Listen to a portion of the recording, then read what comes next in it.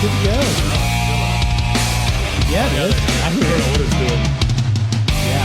So you won't believe what happened. So we've been sitting here going for like 30 minutes. Yeah.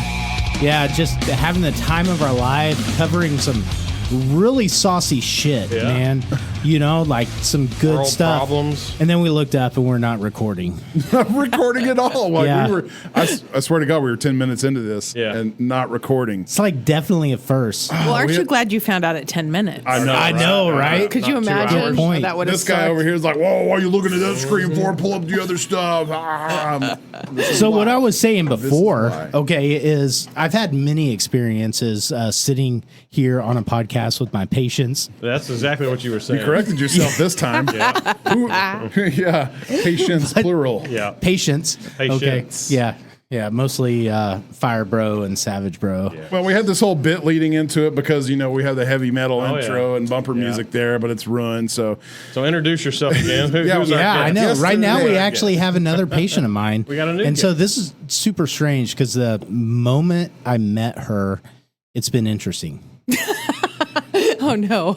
Yeah, that's how I would define it. Interesting, good, I hope. No, just interesting, right? I don't place a value on interesting. Just interesting. Okay. Right? Yeah. And so I could be boring. Let me get you're definitely not boring.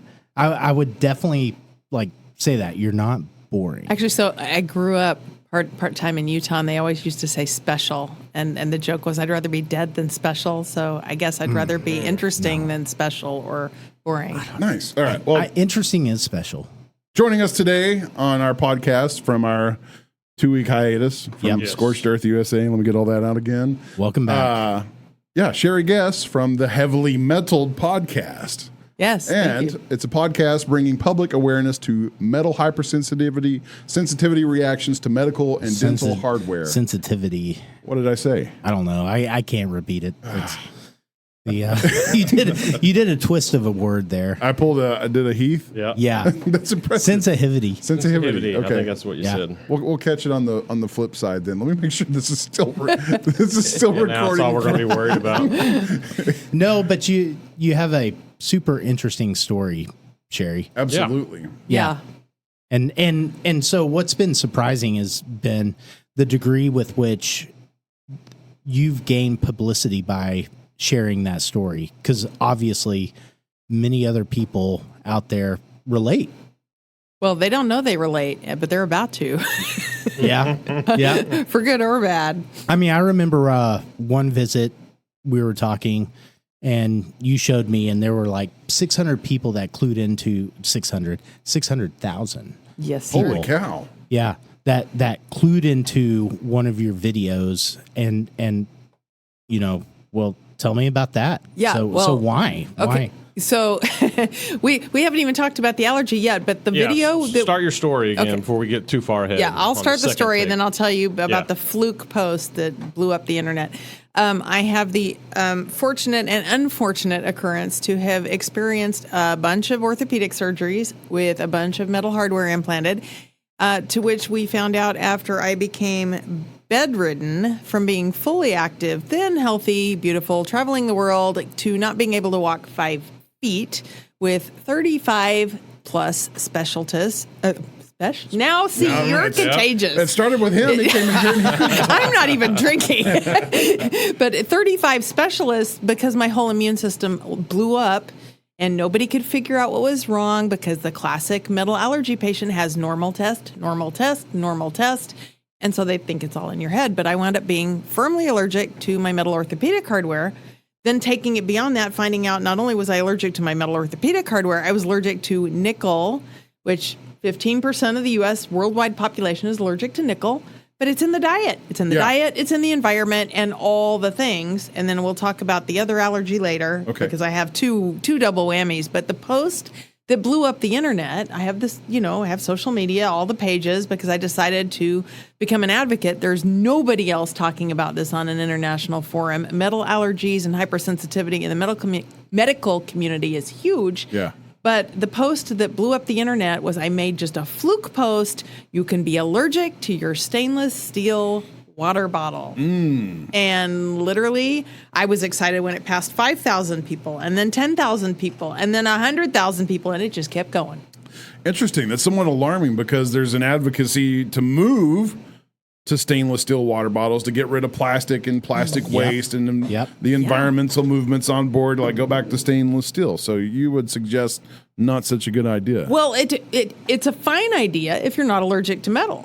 I hate plastic just like everybody else. But the amazing thing is, I think it's, getting close to 1 million comments at this point, but it's me too. Yeah. Me too. My mouth goes numb when I drink from my stainless steel bottle. And like literally all these people are chiming in with their stories about their stainless steel water bottle. Sorry, Yeti.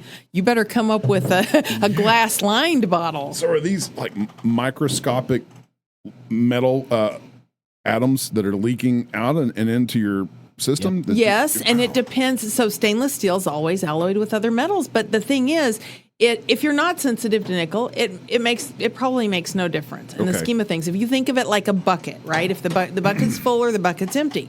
So my bucket, I've probably been allergic to this stuff, probably sensitive to nickel my whole life, but I didn't notice the water bottle or the stainless steel cookware in my kitchen or the stainless steel silverware. I didn't notice any reaction to that until my body was so full of the metal, the bucket was overflowing. Yeah. So do you not go out to any restaurants and eat? I do now because I've had 5 surgeries to pull an ungodly amount of metal out of my body. I'm just because stainless steel, most of their utensils and cookware is all stainless. No, it's true. So here's the deal. You see like 18/10 like on you might not, but your wife probably does. When you buy silverware, it'll say 18/10. The 10 is nickel. You can buy 18/0 and there's no nickel in it. Oh, okay. You're going to pay more for it. Not necessarily. Okay. No, not necessarily. So the way I think about this is like cookware, Yeti cups. It's kind of like the hair that broke the camel's back sort of thing. Yes. Yeah. And so if you already... we want to say Yeti style cups because Yeti style. we don't have That's anything actually against Yeti.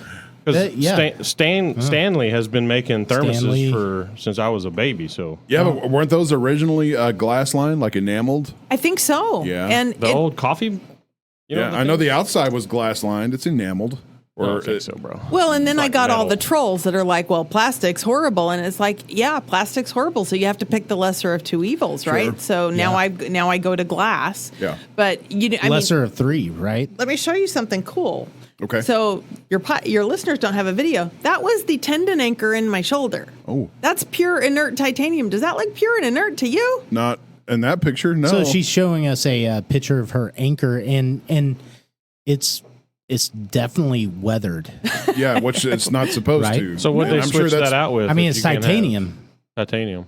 So that just, I didn't need it anymore, so they took it okay. out, much to the surgeon's Yeah, titanium, chagrin. pure titanium is definitely not supposed to oxidize like that. Yeah, well, there So you go. that's obviously been washed and cleaned and still in that oxidized state after. Oh, and of course the PA said that's not corrosion. Oh, then what is it? Exactly. Tell me what it is, please. Exactly. Oh, they had to heat up some blood vessel or something to get it out. But my son's a blacksmith. Heated up metal doesn't look like that. No, it does not.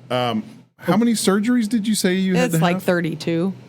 How specific, how detailed and specific can we get? I want to know, Sure. what does it take in Do a it. surgery to remove heavy metal contamination from your body? So do you want to go surgery by surgery? What do you want to know? I mean, give us a summary. Okay, so it's I can give just a basic level summary. Okay. You are so, the doc. Yeah.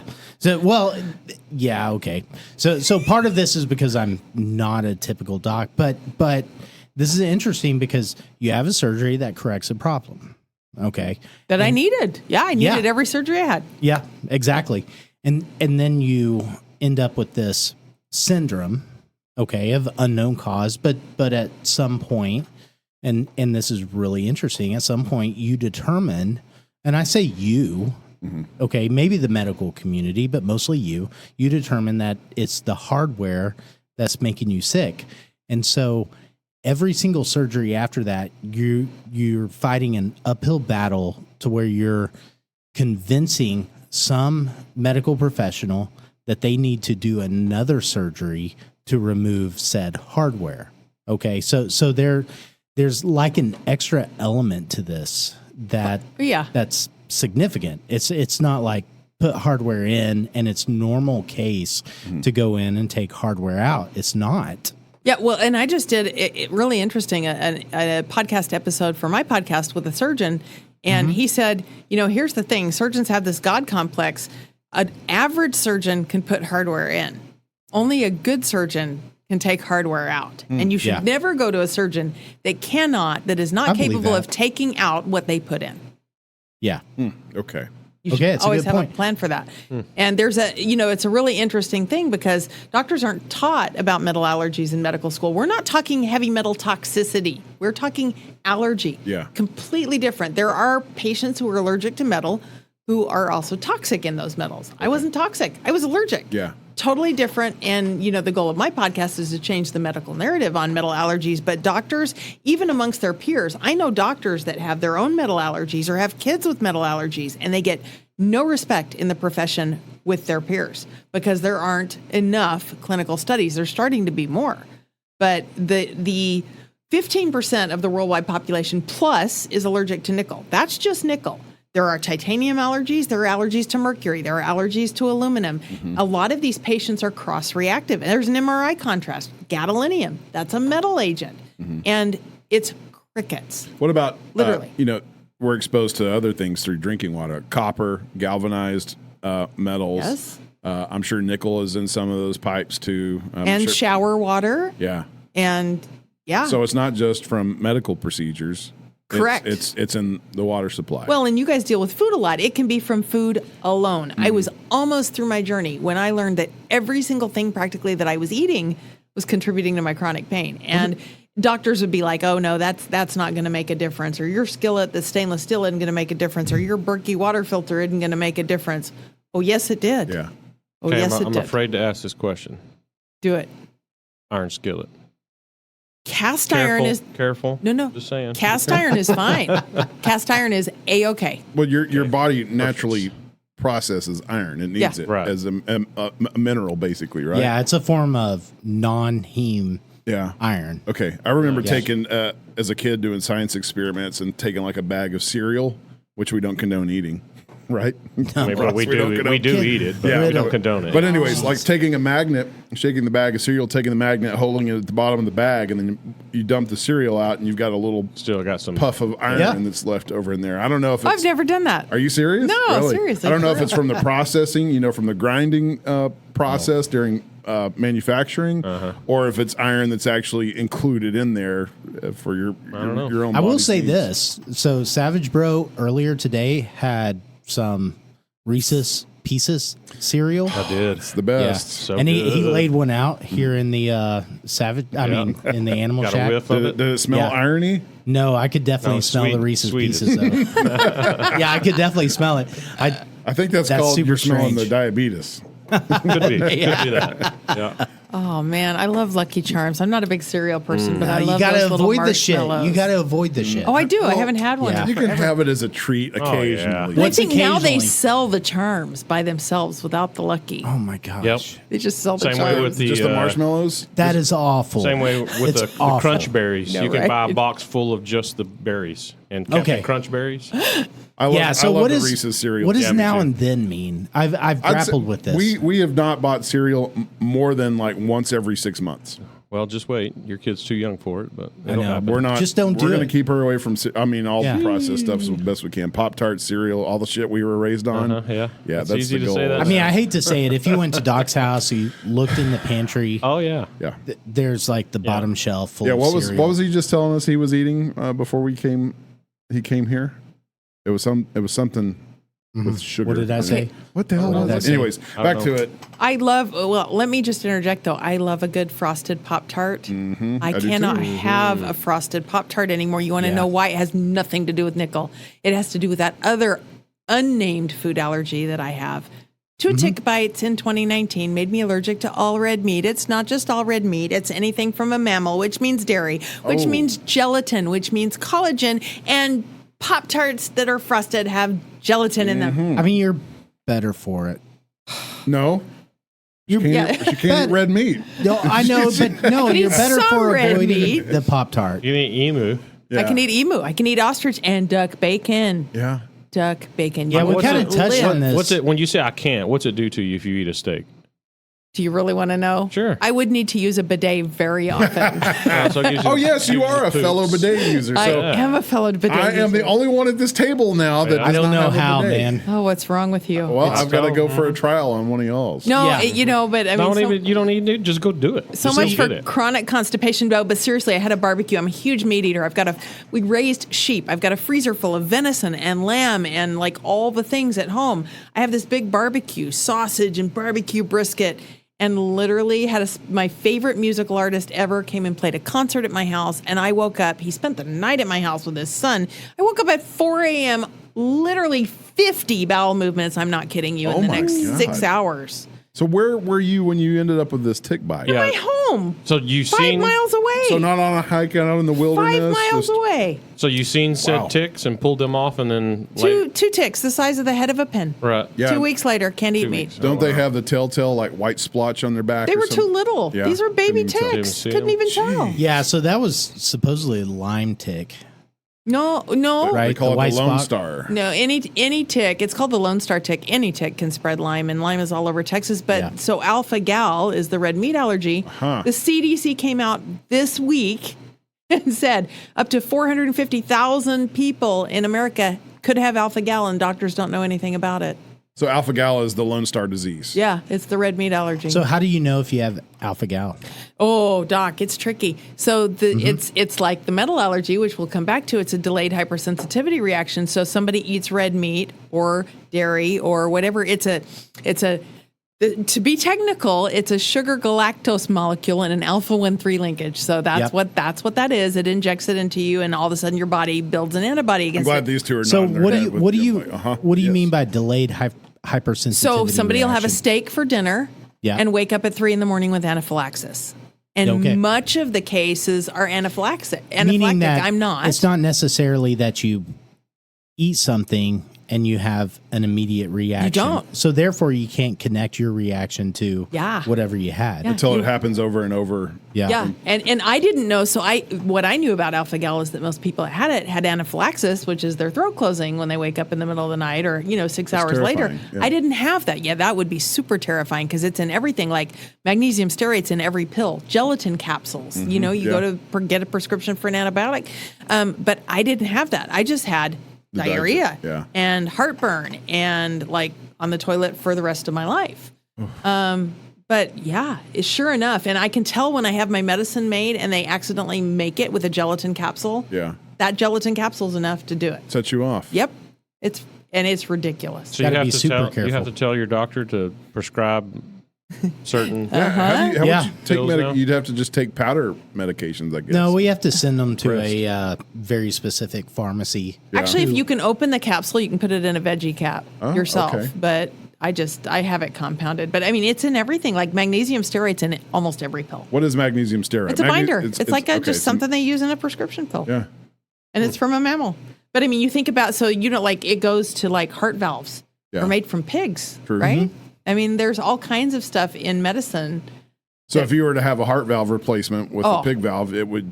Kill me. I don't know. Jeez. It'll kill some people. It may not kill me, but make my life miserable. Yeah. Okay, so in both these cases, I mean, probably, okay, somebody's going to a provider who is not aware how to check for alpha gal Yeah. or metal hypersensitivity. Yep. So part of your message is telling people what they need to know and what to tell their provider, Yeah.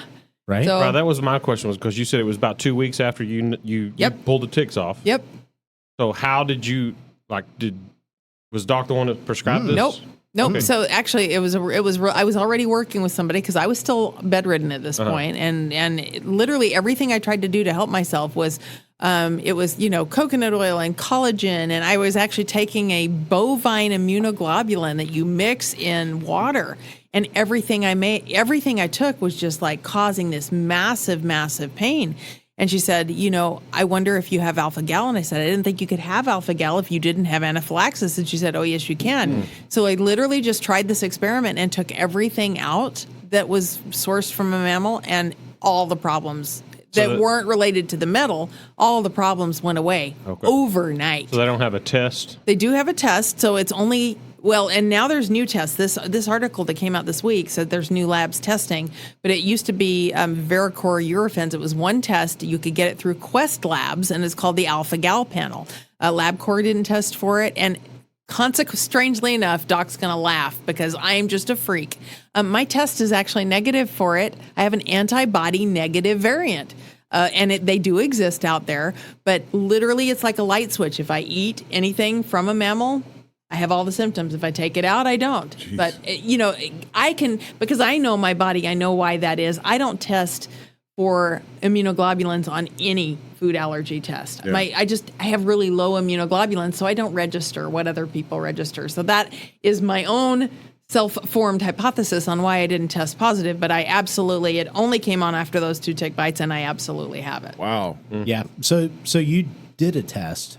I did a test. It was negative, but I mean, you did another test, which was an exclusion diet. Yeah. Right. And I mean, if I'm sensitive, and so that's a test. Yeah, and if I'm sensitive enough to tell without looking when I get a compounded medication made in a gelatin capsule, and it ruins my life for 2 weeks because I have such bad indigestion I can't function, and I call them and they're like, "Oh yeah, we just looked at it and we made it with gelatin." I mean, I know. So this borders on something I always tell my patients. If your body is having yoga? Yes, do yoga. And meditation. Yeah, it's better if it's naked yoga. Yeah. I'm hot just saying. yoga. Hot naked yoga. Hot naked yoga. We're not far off from that point in this room. Right now. I know, right? Oh, we need to start bending. I'm about to pull my shirt off. It's so hot. Jeez, I know, right? Now I lost my point. No offense, but nobody wants to see me do hot naked yoga. No. There's a reason why we're not videoing her. Okay, so could it be that if you have indigestion, that's your body trying to send you a message about something? Oh, yeah. I'm sure. Well, that sucks because I have indigestion with everything. I take Prilosec. Okay, so you may take a deep dive because why do you have indigestion? Not going to happen. Maybe, I don't know. Lifetime supply of Prilosec if I have to quit eating steak. Yeah, it turns out that's probably not. No, I don't think great. I don't think I have indigestion issues. It's just processed crap. It's crap. Yeah. I mean, we eat it all the time. Or it's overeating too, which if I'm eating something that's tasty. Y'all, I just got back from a vacation. Doc, you're going to be so proud of me. I just lost 40 pounds. I came back from vacation a pound less than I left. That's impossible. It is impossible. I Nobody does that. I look at a cookie and gain 10 pounds. How is it even possible? Yeah. I even had ice cream. What? So, okay, let's segue back into. How'd you have ice cream? Huh? How did you eat ice cream? I thought you couldn't eat nothing with. Because I still do. So I pick my poison. So when I eat ice cream, I take Pepcid, I take Imodium, and I take allergy medicine. Yeah, just for real. Wow.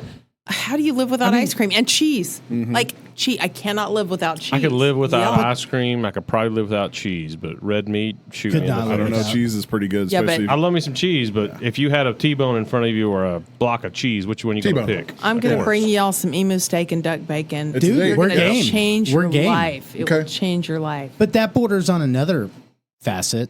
It's like pick your poison, but maybe don't pick your poison every single day. Exactly. Right. I mean, if it sent me to the toilet 30 minutes for 2 weeks after I ate a steak, I would probably have to go, okay, I'm only going to eat 3 bites of said steak.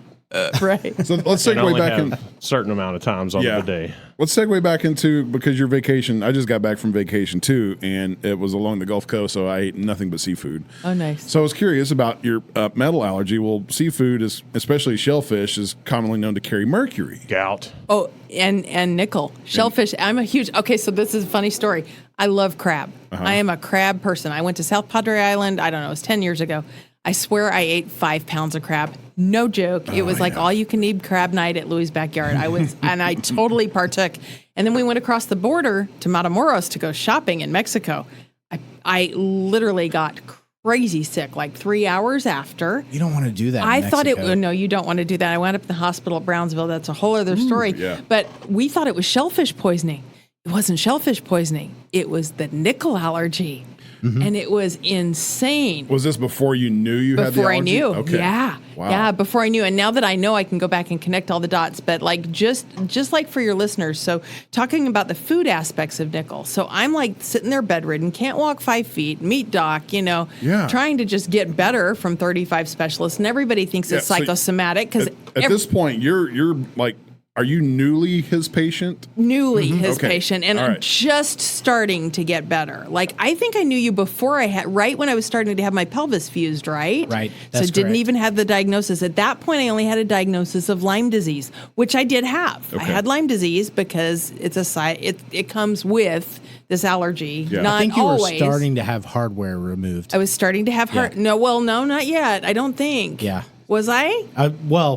Okay, so I think I was having my pelvis fused, and then I started to have the hardware removed. So we didn't have the allergy. I came in right there. Okay. Right when I was going to have a pelvic fusion, and I wound up having 2. And I don't know if I'd had one. I think I'd had one. And then like 6 months later, I had the other one. And that's when we knew, because what happened is they put 3 more pieces to fuse my pelvis. And then all of a sudden, this is when I connected all the dots. I couldn't go outside on high pollen days because I had so much more pain. I couldn't eat high histamine foods because I had so much more pain. And then the thing that told me is I put on jewelry that I had worn my entire life. And I broke out in a rash like that.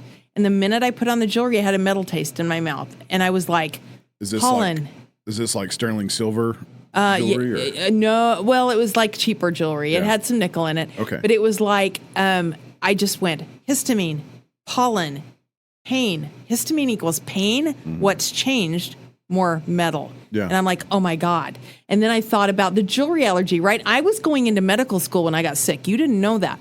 But I'm super scientific minded, and I always tried to figure out everything. And I never, in all of those surgeries, thought to tell any doctor except my spine surgeon, hey, I've always had this jewelry allergy. Do I need to worry about anything you're putting in? He's like, no, it's titanium. It's inert. So I didn't worry about it. But all of a sudden I knew.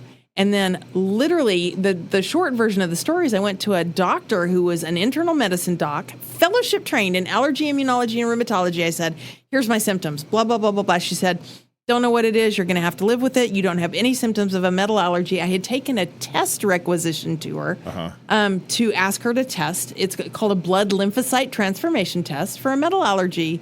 And she said, I don't believe in that test. I've read all the studies. I took her clinical peer-reviewed literature. Yeah. And took her all the studies. And she said, I'll sign it because you drove 2 hours, but you don't have that. And sent me out the door. Thank God I didn't listen to her. Went ahead and got the test. It came back off the charts for a nickel allergy. Took it to my spine doc who had just fused my pelvis. And he's like, yep. And he's like, we can go take out your lumbar fusion hardware. I had 13 pieces in my lumbar spine. He's like, it's not a big deal to take it out. Well, it wasn't a big deal for him. It was a big deal for me because I was laid up in bed for 2 weeks. That sucker hurt. But they took out 10 pieces of spinal fusion hardware because my spine had healed. Okay. And 60% in my pain, the pain in my legs went away. I could wear jewelry again. I could go outside on high histamine days again. And I could eat high histamine foods. I mean, it was ridiculous. And Doc had taken a blood reading. Mm-hmm. My blood histamine level was 3.53 prior to surgery. Anything over 1 is high. Within 6 weeks of surgery, it was 0.014. No change in outdoor pollen, medication, or diet. Yeah. We knew. I mean, it was a slam dunk. Very and then evident. Subsequently, what followed was 4 more surgeries to remove metal. And I got better with each one. And now I still have orthopedic issues, but now I'm almost completely well. Okay, so I guess back to my question of surgeries to remove metal. Yeah. These surgeries, you're talking about like big pieces of hardware. It's not like is it microscopic? Not metals? always. Yeah. So let me tell you. So they took out 10 pieces of lumbar fusion hardware. That was bigger hardware. Yeah. They took out a 1 centimeter clip in my shoulder. That's 1 centimeter. Are you like a skateboarder or something? No, there's a story there. They actually think I may have EDS, which is a hypermobility disease, and that's why all the hypermobility and all the fusions were needed. We're still vetting that out, but I just lived hard and played hard. I'm a snow skier. I'm a car, horse accident, ski accident. I used to barrel race. Yeah, I fell off a lot of horses as a kid. I can't imagine falling off one now. Oh yeah, no, I'm careful. It would be traumatic. I'd be just like, Just put a don't. bullet in me. Yeah. I'm done. I know it's starting to hurt. You start to have to like guess. But I had that. But here's the thing. So one of the surgeries removed, and people don't know this. When you go out to have your gallbladder removed, they leave 3 clips usually at the bile duct stump because they don't want you to have a bile leak, and they don't tell the patients most of the time they're leaving metal clips. And if a patient like me goes in and doesn't think to say, hey, I had this jewelry allergy, they leave the metal clips, they're fine for 6 months. In 6 months, they have fibromyalgia, and all of a sudden they have this chronic pain, and nobody makes the connection. Well, fortunately, I made the connection, and you would think with all the big hardware I still have 6 pins in my pelvis. I still have a cervical fusion. I still have a lumbar fusion. But you would think 3 little 1 centimeter clips would make no difference to have removed. They made a huge difference. Yeah. 6 months after I had it out, my hair's curly, it's soft, it's not breaking anymore. I have way less pain. I can eat way more high histamine foods. I can have ice cream from time to time. I can have the high nickel foods. So going back to that. So the things seafood and shellfish. Seafood, shellfish. I've never heard of a nickel being yeah. Because so it's I don't know. It's part of the metal thing. I'm not going to describe how it gets in shellfish, but the other stuff it gets into was all the stuff I was trying to eat to be healthy. All the stuff on the paleo diet. So nuts, seeds, leafy green vegetables, beans, brown rice, gluten-free grains. I was gluten-free for 10 years because they said gluten was inflammatory. Mm-hmm. The best thing for me is white bread and white rice. Yeah. I got gluten back. So, I mean, hallelujah. And no issues. Except my weight. But yeah, that was the thing. And I mean, I didn't make that connection with food until I was almost through the end of the hardware removal. And then it came to the stainless steel, the Berkey water filter is supposed to be the best water filter for water. It's leaching water into, and that's when you had asked me earlier when we were famously not recording, my viral social media post was, you can be allergic to your stainless steel water bottle. Yeah. And it blew up the internet with now almost 1 million views. Well, not even your water bottle. The filtration systems that you're talking about sometimes incorporate stainless steel in their design. Or your shower. There was a girl I just did a podcast interview with on the low nickel diet. She would swell up to be unrecognizable within 30 minutes of taking a shower in her house with old water pipes, because that water's sitting in the pipes overnight and nobody made the connection. Yeah. And then she's eating all the stuff to be healthy and blowing up even bigger. Yeah, and wondering what the hell's wrong with her. Exactly. So that's one of the questions on here. What testing can confirm that one has a metal allergy? Yeah, so the gold standard for metal allergies has been heretofore the patch test, which any allergist can recommend. They tape pieces of the metal on your back, I guess, and then they read it initially and they read it a week later. Is that correct? Yeah, they basically expose your skin to a minute amount of that substance. Oh, I'm glad I didn't have that. Right. But there's a blood test called a lymphocyte transformation test. It's painless. It doesn't subject you to welts on your back.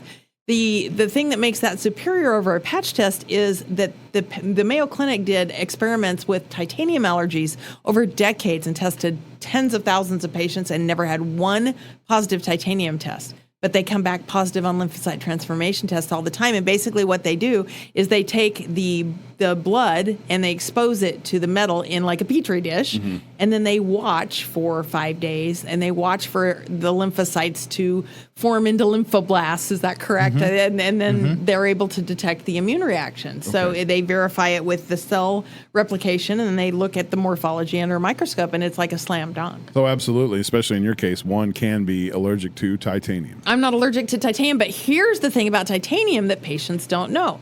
Doctors are told by the reps, titanium is inert. Mm. Not true. Titanium is always alloyed with other metals. Titanium, there's no such thing in a surgical setting as commercially pure titanium. But the FDA, our favorite friends, do not require us to list trace ingredients. Oh, and imagine that. So 0.5% of nickel in your 99.5% pure titanium alloy is enough to make a sensitive patient react systemically 6 months to a year later. But doctors have to be trained in the delayed hypersensitivity reaction. And that's got to be tough. You have to be at the right doctor for that, or somebody that knows it. what they're looking for. Well, I don't even think that. Okay, so here's the deal. Here's one of the more interesting elements of this story is I didn't have a clue what she was talking about. Yeah. You know, and I don't. And Doc's good. Doc usually has a clue. So the fact that Doc didn't have a clue. And I don't claim to. And part of what we're doing as primary care providers is not knowing everything, but being able to identify or entertain scientific concepts in our patients, being able to entertain what I call aporia and this kind of perspective that we don't have to know everything to kind of really question something, right?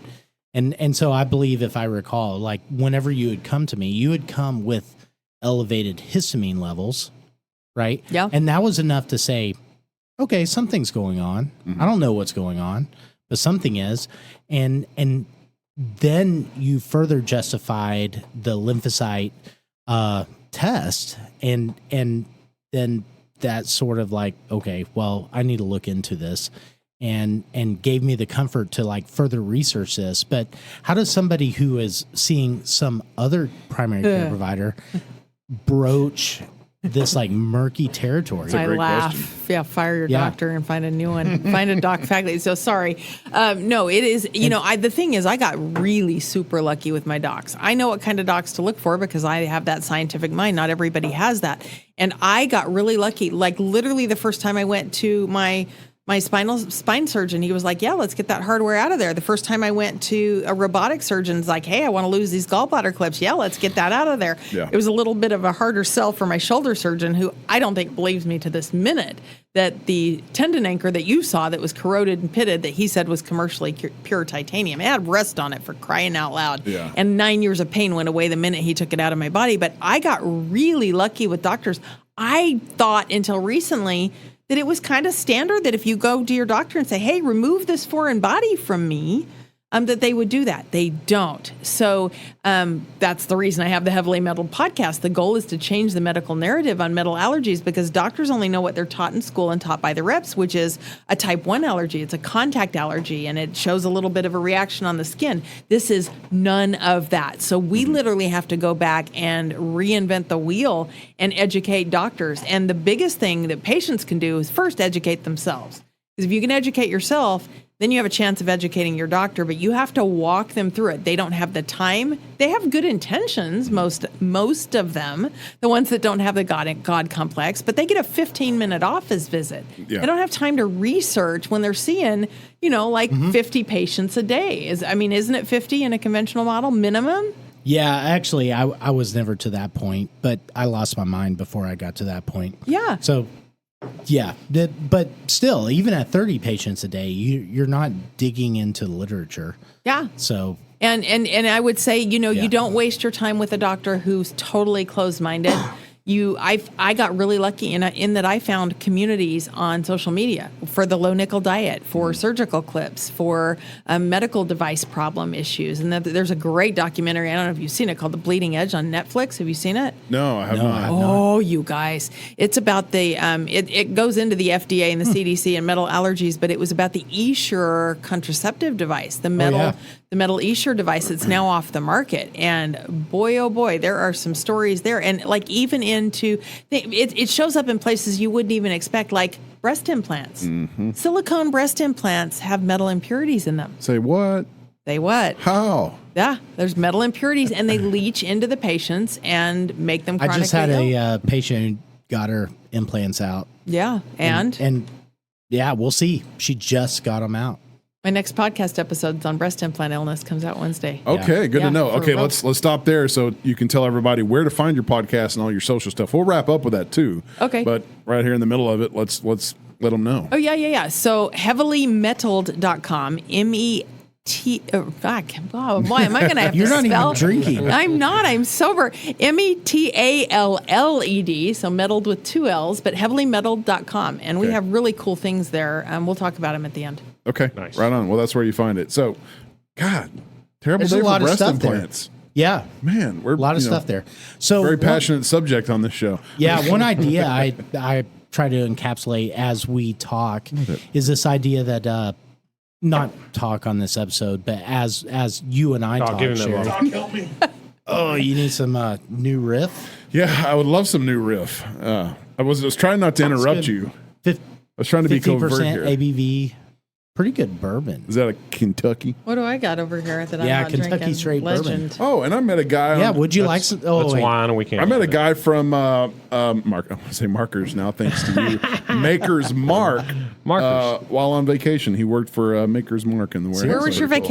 vacation? Gulf Shores, Alabama, Nice. and then we ended up in Bama. Pensacola, and then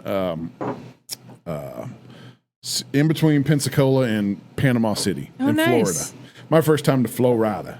Nice. I thought it was beautiful. Emerald waters, clear blue. It was beautiful. Lots of and it was seafood. cooler than here, no doubt. Well, it's like 90 to 98, but sea breeze and wind. It didn't. I went before I went to Colorado. I went to Minnesota, and it was 90 degrees instead of 100 degrees. I was like, oh, it feels Such so a good. relief.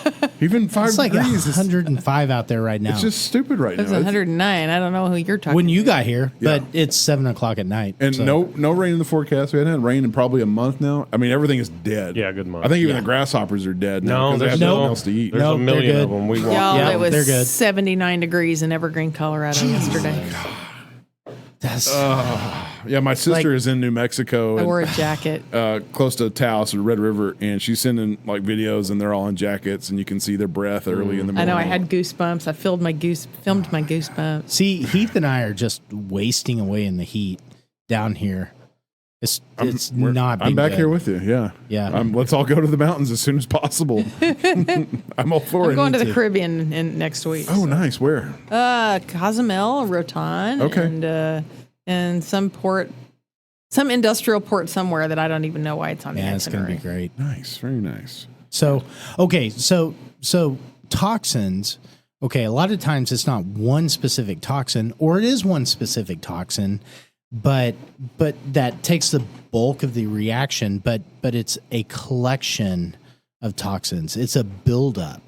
Okay, at some point you cross the point of not being able to antiox or detox this level of toxins, and that's what I think the hypersensitivity reaction is. At some point, you got too much metal, right? Yeah, well- Whether it's from the cookware or the Yeti cups or the surgical hardware, it's this kind of additive It's concept. it's a total body burden, bucket concept. Either the bucket's full or bucket's not. Remind me to Yeah. come back and talk about the chronic infection component of this, Yeah. because this That's interesting. the mechanism of the it's called a type 4 delayed hypersensitivity reaction. The mechanism of this is it's antigen driven and T cell mediated. So you can explain that, but it's a totally different allergy picture that causes this whole syndrome. But getting back to the detox, the MTHFR mutation, the people that have Okay, that, that's really interesting. yeah. Right. So talk more about that.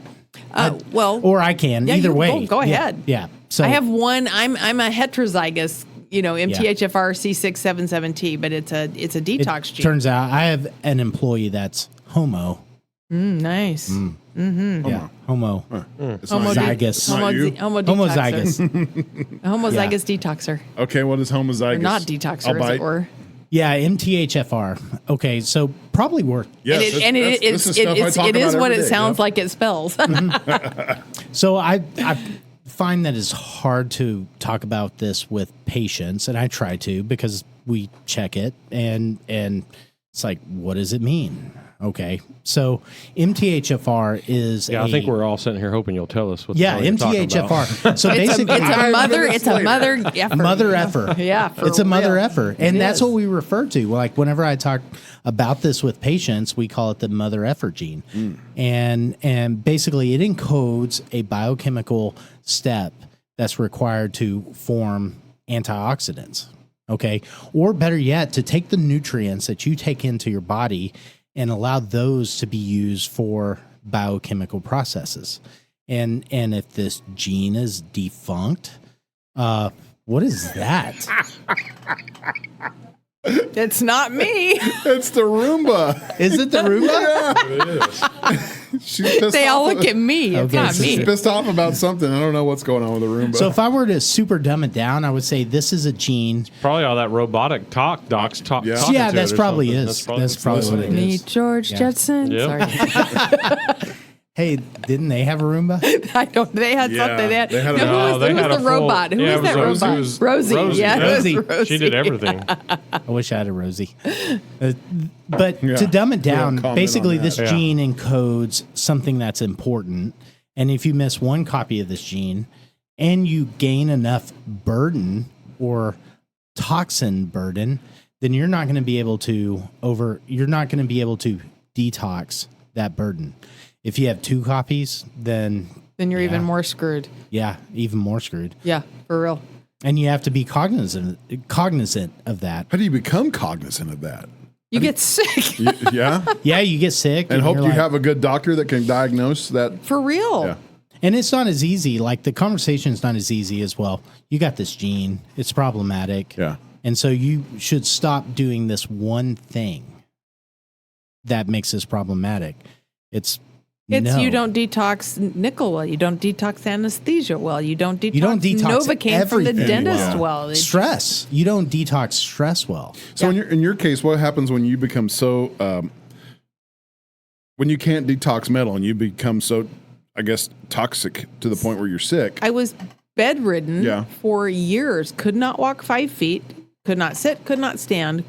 Had to be driven around laying down on the floor of a car That's horrific. for years. I would lay down in airports. I would lay down in doctor's offices. I had what they called my throne that they would carry in, and I would lay on it in the doctor's office because I couldn't sit and I could not stand. I was a complete and utter freak, and there was nothing I could do about So it. at that point, when it's that bad, surgery is the only option to detox. No. So, well, In her case, in my case, that was part of the answer. But see, it wasn't just the metal allergy. I had Lyme disease. So what happens is there was such immune system reactivity from the nickel allergy that the whole immune system went down. Lyme disease, a lot of people carry it. It can lay dormant in the body until it's triggered by a trauma, an illness, or a surgery.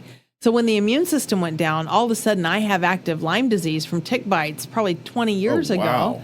And Lyme, so now I'm not only dealing with the metal allergy, I'm dealing with Lyme disease and 5 co-infections. And Lyme disease, most doctors aren't trained in that either because Right. there's not good testing. There's over 100 strains of Lyme in the U.S. LabCorp and Quest test for 3. Most people will have a negative test. It usually requires multiple antibiotics for many, many years to treat it. And the symptoms of treating Lyme disease are worse than the infection itself. So I had a doctor say to me one time, if you gave me a choice between cancer and chemotherapy and Lyme disease and Lyme treatment, I'd take cancer. Wow. Because it was like that brutal. So, I mean, I'm really lucky I didn't eat a bullet. I'm very lucky I had a scientific mind. Yeah. As I started to get the metal pulled out and got to where I could think because it affects you mentally. Sure. Like you want to talk symptoms. For me, it was pain. You cannot imagine this much pain in a body. It is like pain. We're not talking pain in a knuckle. Yeah. We're talking pain in every cell in your body from head to toe. Yeah. I felt like I was burning. I was having mini seizures. I felt like I had electricity running through my body, which is a discussion that comes from something called galvanism. Some of the metal cavities can have a positive charge. Surgical hardware can have a negative charge. It creates a measurable current between the two. In fact, have an electrical current. I did, running in through fact, have an electric. So, the EMG. What does that sensation feel like? Like you're plugged into a light socket, like you've stuck your finger. And here's the craziest thing. So Yeah. literally you become EMF sensitive. And when I could never have an EMG, which is a nerve study. That's what they want to do when you have chronic pain. They couldn't even start to hook that thing up because I felt like I was being electrocuted because I already had one of my favorite I don't know if Doc's heard this episode yet, but I just did an episode with a surgeon who did an in vivo study, which means in the OR. Oh, you got to hear this. So in the OR, he did this study, took a voltmeter, put a probe on the patient's dental filling, and put a probe when he was taking out some foot and ankle hardware, put a probe there, took a measurement. Takes the hardware out, takes the measurement again. There was a drop in 200 millivolts once the hardware in the foot was removed within the body. Just because you've removed that current. Just because you removed that current. And that's why I couldn't handle an EMG. That's why I was electrically sensitive. Yeah.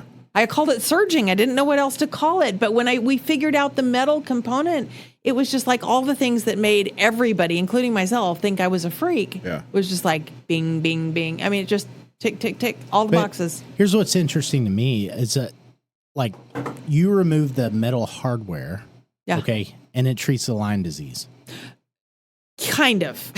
Yeah, how? It helped. I actually did go for Lyme treatment. Incredible clinic called Lyme Stop in Coeur d'Alene, Idaho. World famous. You were telling me it's not a bad that. place to have treatment. That's actually, nice it was place. amazing. This guy's a chiropractor that uses muscle testing and magnets to tell the body, Doc would love this, to tell the body where the infection's hiding. And the body takes care of it and gets rid of it itself with no die-off reaction, that horrible reaction I was telling you, over the course of a year. So I literally, and because my immune system was already on the upswing, it was able to do that. And I'm literally, Lyme's gone. I don't have any Lyme anymore. That's fantastic. But a lot of these patients that have these type 4 delayed hypersensitivity, antigen-driven, I'll let Doc explain what that is, but these antigen-driven allergies, once the chronic infections come with that. Yeah. Yeah. Because why don't you explain that? Because you're going to do a better job at that. I can. It's overall immune dysregulation. Right. Yeah, that's simple. Yeah, that's simple. Yeah. Basically your immune system is handling so many things and it gets overwhelmed and then it fails at all those things. And that's how I think of this. Well, and the crazy thing is unpacking all of this, and Doc's in the middle of this with me right now. I'm totally violating my own HIPAA, but I just lost 40 pounds, and as I'm healing, I don't need a lot of the medication I needed anymore. I don't need the antihistamines that I needed anymore. I've been going in feeling like death, and we couldn't figure out what was wrong. I had to change my thyroid medicine, just finally figured out I had to change my beta blocker, my heart rhythm. So I was looking at heart measurements from 2017. My heart rate was 152 beats per minute standing up in my kitchen. And they were trying to give me salt. And that just ain't normal. Orthostatic hypotension. My resting heart rate laying on the couch was 96 beats per minute. You know what it was today sitting down? 57. I mean, nice. It's like starting to correct. But now I'm trying to figure out how to wean off the medication that got me through when I was so sick. Yeah, obviously you don't want to have to rely on it the rest of your life if you're healed. I mean, I'm just lucky I lived, y'all. People are, and that's the important thing about this allergy. We're talking anybody that's had men that have had reactions to watch brands or snaps on their jeans. Men are allergic to this too. Yeah, but usually it's a topical. Like you could tell because you have a rash or something come up. It's not a systemic thing like you're describing. It's never just topical. Yeah, it's never just topical. But you assume it's topical unless you're feeling to the depths of what you're feeling. Well, and but how many people go in for a knee replacement or a hip replacement or gallbladder surgery? And these guys who, let's just take a guy's had a reaction to snaps on his jeans. Is he going to say anything to the surgeon about, hey, I had a reaction when I was a kid to snaps on my jeans? No, they're not. No, he's not going to say anything. He's going to wake up in 6 months with fibromyalgia and crickets, and everybody's going to think, I don't know where your pain's coming from. Fibromyalgia is just one of those things we can't explain. Well, that alludes to the next question, like how common is metal hypersensitivity in like a general population? Let me tell you, so I think by the numbers, it's about 15% of the worldwide population is allergic to nickel. That's nickel. That's not the other alloys. Number. That's a big number. Yeah. And we're talking out of 100 patients, like 3% might have a life-changing reaction to metal hardware. Sure. That's 3 out of 100. That's not rare. Yeah, that's not rare at all. And that's only 3 out of 100 that know what the condition is. That's not including the ones that have gone undiagnosed. Right. Or misdiagnosed. Yes. And it doesn't have to be metal hardware. It can be diet alone. Somebody that's on a vegetarian or vegan diet that has chronic pain. Have you ever had a reaction to jewelry? If you have, try eating some meat. What would and take that stuff out and see if you feel better in a month. Really? Yeah. Naturally, one would want to say abstain from meat and go towards vegetarian or vegan. That seems to be the worldwide health consensus. Obviously, we don't condone that at this table, but that's all. Everything you read is like, oh, you should eat more vegetables, eat more fruit. The best diet for a metal allergic patient is meat. You heard it here first, folks. Meat. But the crazy thing is, I was going to say something, and I just totally had a brain fart. So you all talk amongst yourselves for a minute. It was important. Dang it. What was I going to say? Not including the shellfish variety, I guess, because of nickel. Well, okay. So food out of a can. Yeah. You know. Oh, but sure. what I was going to tell you is in like my sardines. I don't know about sardines. I don't like sardines, so I don't know about sardines. So nasty. I will tell you, so my personal experience, right? I run this podcast, but my personal experience is 50% of the people I talk to with chronic pain have a history of metal allergies and metal in their body. Okay. But the crazy thing is you ask them, have you ever had a jewelry reaction? No, nope. Well, have you ever had ear infections with cheap earrings? Oh, yeah, I've had that. So I get the no the first time. They say, have you had any surgery? Yes. Do you have any metal in your body? No. What surgery have you had? Gallbladder, appendix, female. I had my tubes tied. So I had my metal, and they don't even know it. And I'm like, you have metal. Yeah. And then we get into a whole issue of informed consent. Doctors aren't telling patients they're putting metal in. They just sign a consent, rushed as they're going into the OR for standard of care. Damn it, Doc. Why are you people so shady? I know. Right? Well, I will say, we just don't know enough about this. Yeah. Did they put metal in my foot for the snake bite? I don't think so. No, they did not. But the spleen, or the, what I have blow out on me? My spleen? No, you're Yes. You probably have some. Yes, you probably have clips. the spleen. Yeah, the Yeah. spleen. Appendix. Appendix, that's what it was. Yes, You got a clip. Not always. And Not the hernia, always, though. and the hernia, it's probably got some kind of metal mesh, don't it? Maybe. It Okay. probably has polyethylene mesh. I don't know. But All right. if you're having any chronic pain, it's a discussion. Let's ask. Gout, that's the only chronic pain I have. Gout? Yeah. Yeah, And my freaking retarded doctor said quit drinking whiskey and ease off the red meat. No. But for real, gout is a symptom. There's over 50 symptoms of metal allergy, and gout is one. It could be, and that clip can be removed.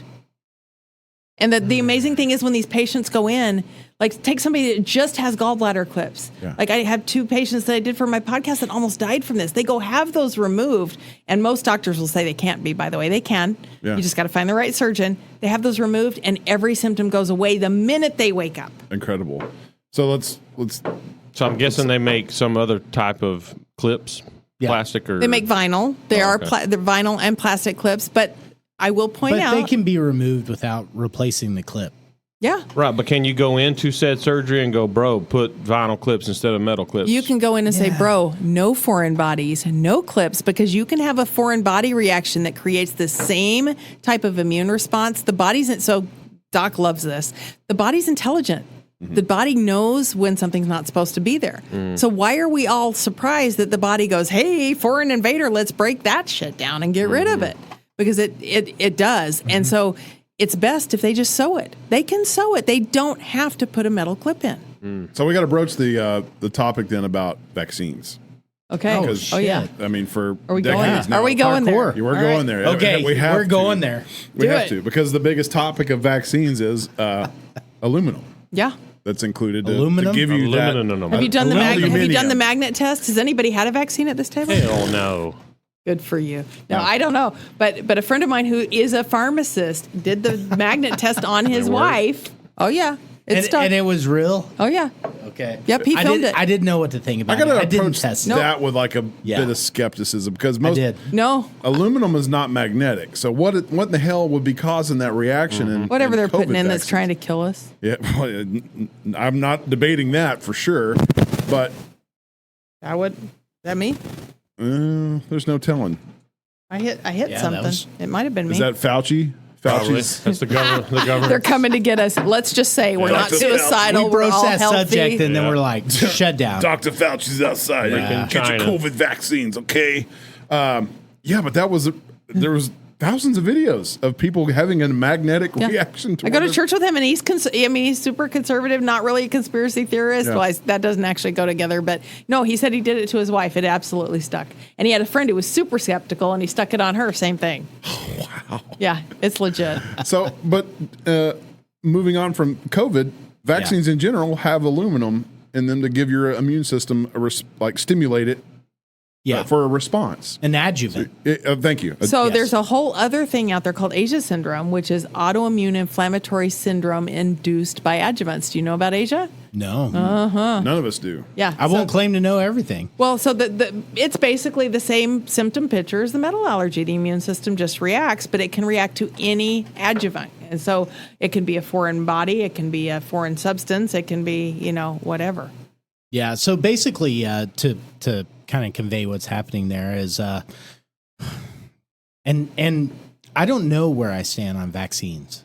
Oh, right? I'm going to help you figure like, that out. oh, okay. So right now I know where I stand on institutions, COVID vaccines. Yeah.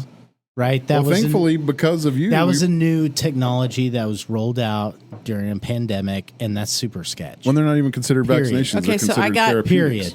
Right? You know who Ty Bollinger is? No. Okay, I got a 100-hour documentary series, The Truth About Vaccines. It's impartial. They consider all the sources. I'll share it with you. You're going to love it. So, but you'll know where you stand on vaccines quickly. Yeah, right. And okay, so a good scientific skeptic is skeptic. Mm-hmm. Period. Everybody should be a skeptic to a degree. Right. Yeah. Right. Oh, okay. So something about COVID was sketch, right? But then you texted me a question that was super relevant. And I asked my team the same question, and it was, okay, why are we giving babies Hep B vaccines? Oh, yeah, this is recently. Yeah. So what did you learn there? My child is not hanging around drug dealers. To this point, she's not having sex with homosexual men, and she's not sharing needles. What else? That's mostly it. Yeah, exactly. So it's like gay dudes. Yeah, needle sharers, junkies, and maybe professionals. So what you're saying is, if y'all lived in California, she'd probably need to get it.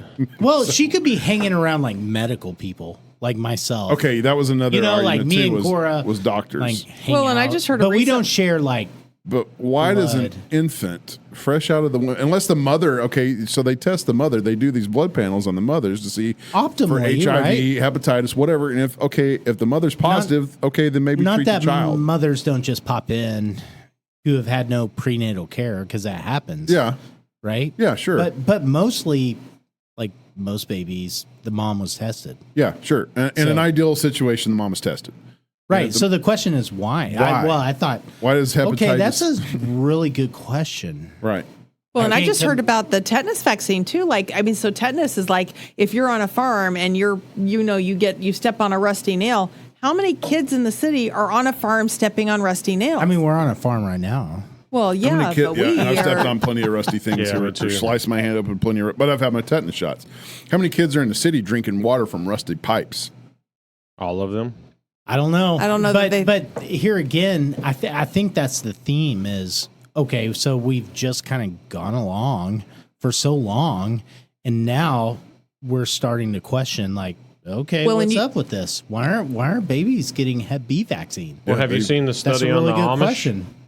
No. Nobody has. And that's the problem is there is no study. The Amish don't have. Well, so I watched a documentary on like YouTube or something like that, but this dude was like, the government has been studying the Amish since day one, but you'll never see a document or a paper or anything on it because they obviously don't want you to know. But he says the amount of like ADHD in the Amish community, very little. I feel like that's horseshit because the Amish don't use traditional medicine or traditional doctors. So it may exist, but it's going undiagnosed and it's going... Or they don't have any. Or it's going untreated. Well, it wasn't just that. I guarantee you they have it. I guarantee you 100% that it goes on, but it goes undiagnosed or it goes untreated. And I know this because I've been around people that have lived with the Amish, and the Amish are all fucking alcoholics. We've discussed this. Mm-hmm. Oh. So there's issues in the Amish community. Yeah, I'm not saying they're perfect. I'm just saying the amount of different problems that we're...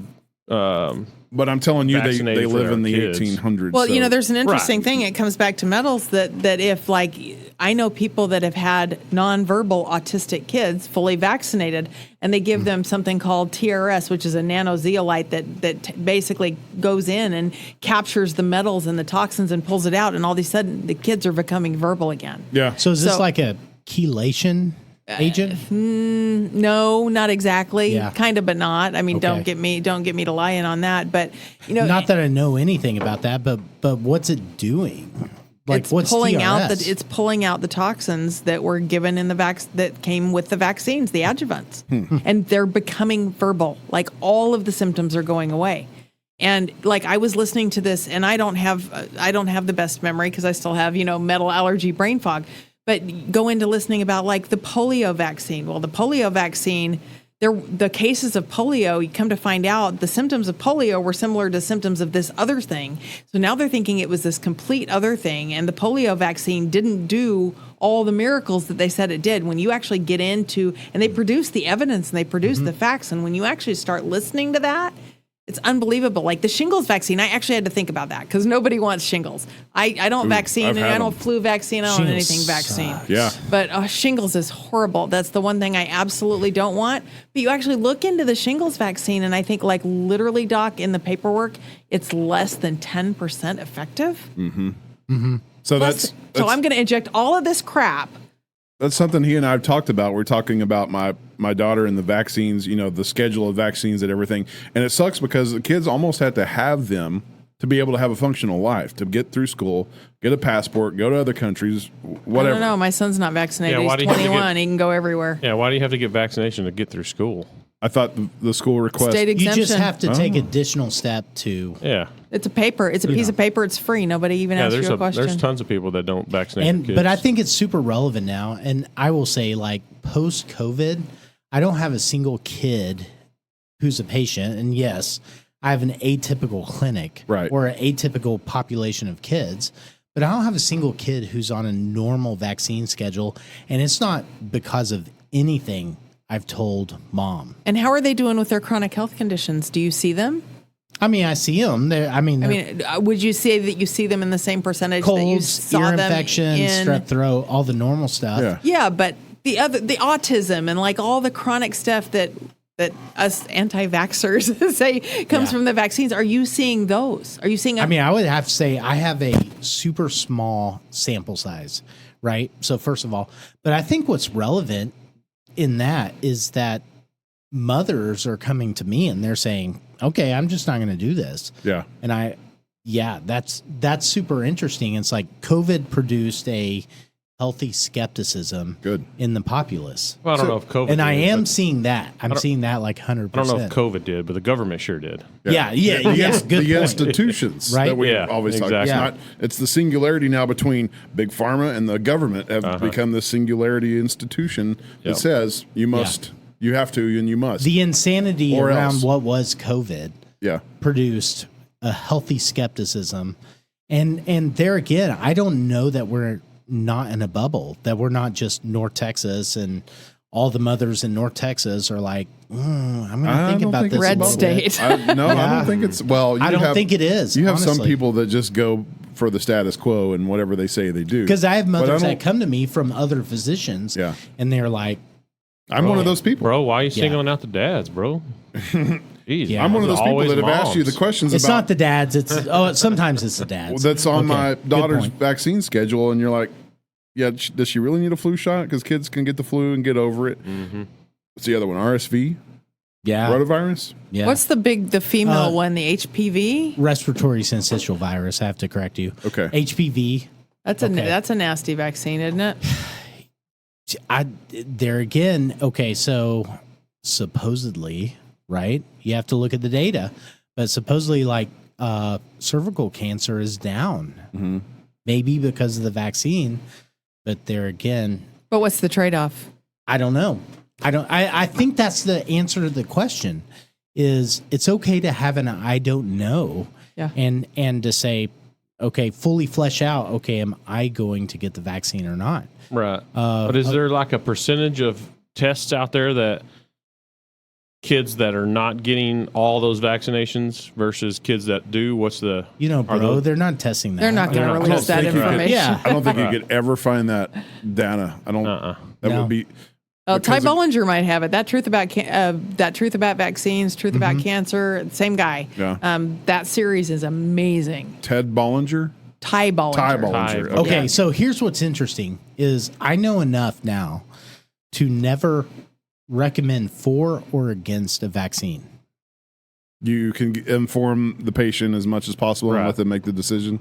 As much as I can. Yeah. Right? And you learn a lot if you just sit down and read the insert from the vaccine. Literally sit down and read the insert. Or, oh God, you remember that was going around with the COVID vaccines? Like they had found the insert and they opened them up. It was just blank. Yeah. Nothing. Oh, I didn't even see that. Really? You didn't see that? Yeah. No, but I actually did an interview with a gynecologist who literally came on and he was very PC. Didn't get into politics or religion or anything.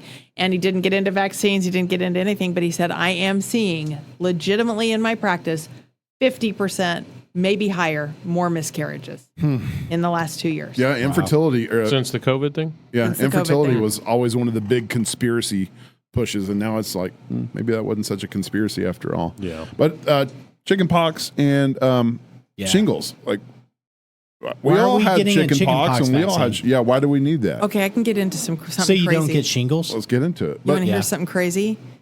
Okay, so one of the things I did to treat Lyme disease, and Doc hadn't even heard of this, so I'm taking Doc to a whole new place, was use a Rife machine. So a Rife machine was invented by a doctor clear back in the 1930s, Dr. Royal Raymond Rife. It was a frequency generator that I've sends seen this. radio frequencies into the body to destroy the cell wall and blow up the cell. Like if we're all old enough, remember the Livers at Memorex commercial where the opera singer shatters the glass? Yes. She shattered the glass because she hit the same frequency it vibrated at. Yeah. So literally I got a Rife machine and I was using frequency on the Lyme and I was getting better. So now like all these antibiotic resistant infections and like, tetanus or, whatever, there's been research done as to the frequencies of those viruses, funguses, pathogens. You can use a Rife machine. The FDA used to raid offices and take them and they won't say anything about them. Imagine that. But these things are amazing. God, more evidence to not trust your institutions. I mean, is it that simple though? I mean, Yes. Yeah, it seems to be. Seems to be, yeah. If you have a brain. Yeah, I They think don't want what's to have the a brain. most important point of all this is I don't necessarily agree with Shari on everything, Okay. right? But I don't have to because it's not my health; it's Right. her health, and she's done the research, and so. I want to know what you don't agree with. Well, I don't. That's right. It's like. Yeah, but I feel like That's news as a to medical me. provider, it's also your job not to agree with her. If she Yeah, don't comes be a in yes saying that, Yeah, but I've done the research, and if I take my arm off my body and smack me on the face, that's going to make me better. I Right. feel like that's your job to go. Probably shouldn't. here, the Probably I thing do is- shouldn't do heroin this. every day. Yeah. I'm going to sleep. Yes. So I could have a patient that comes to me and says, okay, I'm allergic to #FJB, right? What's that? Never mind. It's on a hat in here. yeah. And Let's I could go, say, Brandon. Yep. I could say, well, okay, I don't think that's right. Right? Yeah. But if they come to me and they say, okay, well, I think I have this. I want to check these tests. Yeah. I think it's valid. And I'm not going to put up a scientific argument against that if it's warranted to just check the test. Okay. Right? Or better yet, if they come to me and they say, I have these tests. And so I think that's the important point is you came to me with valid concerns and something that you had validated. And so it wasn't my job to say, okay, you're not feeling this. It's not because of this. It's my job to say, okay, let's see. Let's look into it. Let's look into Yeah. it. I'm who am I to say Where does it get You're to the not point right. where you have to intervene or interject and say, no, I think you're going to cause harm to yourself or yeah, but those are really good questions. It's like that's correct. At some point, maybe I have to step in and say, okay, you're really not You've doing lost it. Yeah, I know, but we're just looking at lab testing. What real harm could that cause? none. Yeah. Yeah. At some point you went and had hardware removed, and there was some point where I said, okay, I'm not so sure about this. But you had validated yourself to the point where I said, I'm just kind of curious what happens to the histamine level after you have the hardware removed. Yeah, and you saw it. You saw it come I back. did. We were both like, huh? Yeah. Yeah. So you I've heard the word histamine a lot. You're saying high histamine foods. What are some of those? That's a really good question. Citrus. Citrus is really high histamine. There's Salami. high histamine foods and histamine releasing foods. So like strawberries and bananas are histamine releasers. But Aged meat. like any leftovers that sit in the fridge, build histamine. Yeah. What else? Citrus. Citrus and eggplant get me, but what else? You say eggplant? Look it up. Egg whites. Oh, egg white. Eggplant is high, but egg whites are really high in histamine. Look it up. Yeah. The Google. There's some really Google. Yep, Yeah. The Google. Yeah. For the sake of the lay people listening to this, what is histamine? What does it do? Okay. Histamine is basically your body's anti-allergen reaction. Okay. So whenever your body detects something that like, I'm not going to like this, then it produces histamine, an inflammatory response, in order to deal with that allergen. So Right. my body produces a bunch of that when I'm fixing to put turkey bacon in my mouth. Probably. 'Cause my body's like, you're not going to like this. Before it even hits the mouth. No, it's not. No, your mind says, I'm not going to like this. No, my body says You it actually too. don't know if your body Oh, yeah. isn't going to like Oh, this. yeah. I But do. the jury is out I on tried it. duck bacon. Yeah, we're going to have to do that for sure. You have not lived till you've Okay. had duck I want to bacon. eat some We're counting- emu Can you steak. get like- emu steaks at Central Market? No, you have to get those. I get those from Amarillo Hills Farm Okay, you're gonna have to in give us Tennessee, that but I will bring you afterwards, but- some because I Okay. All right, I we're not have a- joking around. We're counting. No, right Yeah. now. for real. This has Does that, gotta but pan that means out. I get to come back to the podcast. Absolutely. No, anytime. no. You got to come out and we'll actually cook for you. Okay, You Wait. bring the duck. You bring the emu and the duck. We'll cook it. nice. Well, we've never cooked either of those. Do you That's smoke okay. it? I Do you feel like smoke it we're because like pros. I love smoked meat, but smoked meat's really high in nickel and cigarettes. Wait. Why? And How does smoked I just all of a don't sudden know. smoked? But it's cigarettes. It is this thing. Yeah. It's cigarettes. It's wood fireplaces. Yeah. It's smoke. Don't ask Well, me where it comes from. It The just smoker does. pits that we use are made out of Iron. steel. yeah. So I'm going to guess whenever you burn steel with high heat, you do have steel atoms coming off and going through the smoke. So I yeah. guess. Well, let's talk about what's safe in the kitchen though, because like you guys are big like food people. I don't think we've gone there yet. Cast iron. So like cast iron is yeah. safe. Ceramic is safe. Okay. Enameled.